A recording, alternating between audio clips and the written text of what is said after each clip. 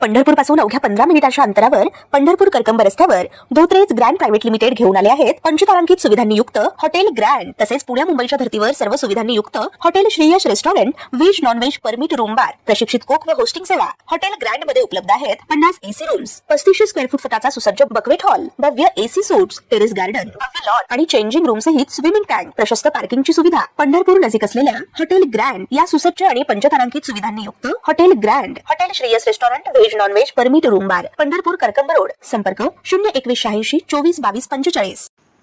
सोलापुरात पती पत्नीने एकत्र विष प्राशन करून आत्महत्या केल्याच्या घटनेनं संपूर्ण जिल्ह्यात खळबळ उडाली होती। आता या प्रकरणातील आत्महत्येचं धक्कादायक कारण समोर आलंय। पोलिसांनी एका संशयिताला ताब्यात घेतलं। एकतर्फी प्रेमातून होणाऱ्या त्रासामुळे आणि बदनामीच्या भीतीपोटी या दाम्पत्यानं आपलं जीवन संपवल्याचं पोलीस तपासात स्पष्ट झालंय।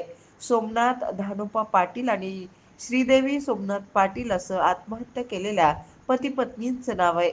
हे दाम्पत्य सोलापुरात वास्तव्यास होतं। त्यांचा किराणा मालाचा व्यवसाय होता। त्यांना 2 लहान मुलं आहेत। शुक्रवारी या दोघांनीही विष प्राशन करून आपलं आयुष्य संपवलंय। घटनेच्या वेळी दोघांच्या तोंडातून फेस येत असल्याचं पाहून त्यांच्या मुलांनी तातडीनं आपले काका नवनाथ पाटील यांना माहिती दिली। मात्र दुर्दैवानं उपचारापूर्वीच दोघांचा मृत्यू झाला होता। आत्महत्या करण्यापूर्वी सोमनाथ आणि श्रीदेवी यांनी एक सुसाईड नोट लिहून ठेवली होती। या चिठ्ठीमध्ये विजयपूर येथील अभिषेक कोरे या व्यक्तीच्या नावाचा स्पष्ट उल्लेख करण्यात आलाय। अभिषेक कोरे हा श्रीदेवी पाटील यांच्यावर एकतर्फी प्रेम करत होता। यातून तो वारंवार त्यांना फोन करून आणि भेटून त्रास देत होता। तसेच या दाम्पत्याला समाजात बदनाम करण्याची धमकी देखील त्यानं दिली होती। आरोपी अभिषेक कोरेच्या जाचाला आणि त्रासाला कंटाळून अखेर पाटील दाम्पत्यानं टोकाचं पाऊल उचलण्याचा निर्णय घेतला। या प्रकरणी सोलापूर एमआयडीसी पोलिसांनी तातडीनं सूत्र हलवली। सुसाईड नोटमधील नावाच्या आधारे पोलिसांनी संशयित आरोपी अभिषेक कोरे याला विजयपूर येथून ताब्यात घेतले।